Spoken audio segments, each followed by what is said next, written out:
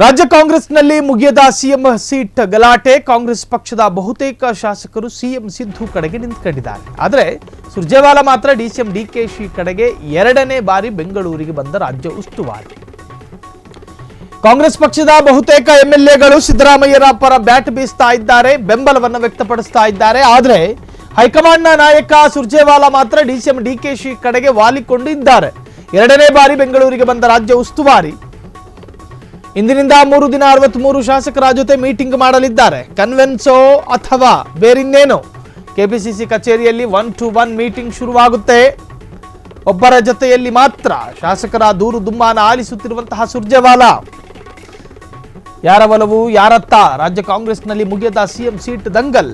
ಒಂದು ಕಡೆ ಸಿಎಂ ಸಿದ್ದರಾಮಯ್ಯನವರು ಹೇಳ್ತಾರೆ, 5 ವರ್ಷ ನಾನೇ ಮುಂದುವರಿತೀನಿ, ನನ್ನನ್ನು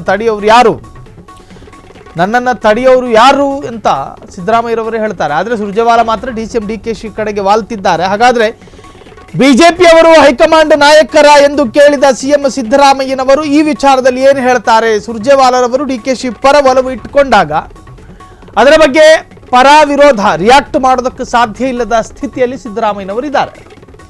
ರಾಜ್ಯ ಕಾಂಗ್ರೆಸ್ನಲ್ಲಿ ಸಿಎಂ ಸೀಟ್ ಗಲಾಟೆ ಇನ್ನೂ ಕೂಡ ನಿಂತಿಲ್ಲ, ಅದೊಂಥರ ದಂಗಲಾಗಿ ಪರಿವರ್ತನೆಯಾಗಿದೆ. ಕಾಂಗ್ರೆಸ್ ಪಕ್ಷದ ಬಹುತೇಕ ಶಾಸಕರು ಸಿಎಂ ಸಿದ್ದು ಕಡೆಗೆ. ಇನ್ನು ತೋರಿಕೆಗಾಗಿ ಜನರೆಡೆಯಲ್ಲಿ ಸಿಎಂ ಸಿದ್ದರಾಮಯ್ಯ ಮತ್ತು ಡಿಕೆ ಶಿವಕುಮಾರ್ ಇಬ್ಬರೂ ಪರಸ್ಪರ ಭಿನ್ನಾಭಿಪ್ರಾಯಗಳಿಲ್ಲದ ಜೀವಗಳು ಅಂತ ತೋರ್ಪಡಿಸಿದ್ರು ಕೂಡ ಒಳಗೆ ಆಸೆಗಳು, ದುಮ್ಮಾನಗಳು, ಆಕಾಂಕ್ಷೆಗಳು ಹೊತ್ಕೊಂಡು ಉರಿತಾ ಇರುತ್ತೆ.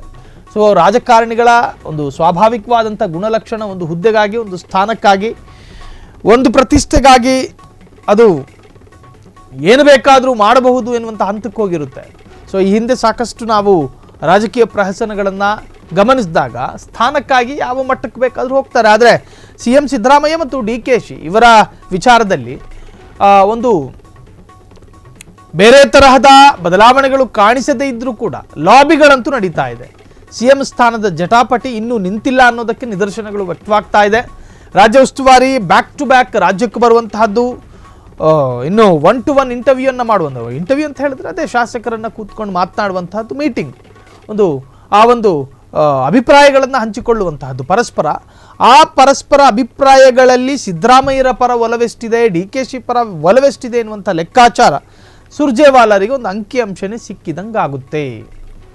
ಕ್ಷಣ ಕ್ಷಣದ ಸುದ್ದಿಗಳಿಗಾಗಿ ಫ್ರೀಡಂ ಟಿವಿ ಸಬ್ಸ್ಕ್ರೈಬ್ ಮಾಡಿ, ಲೈಕ್ ಮಾಡಿ ಹಾಗೂ ಫಾಲೋ ಮಾಡಿ.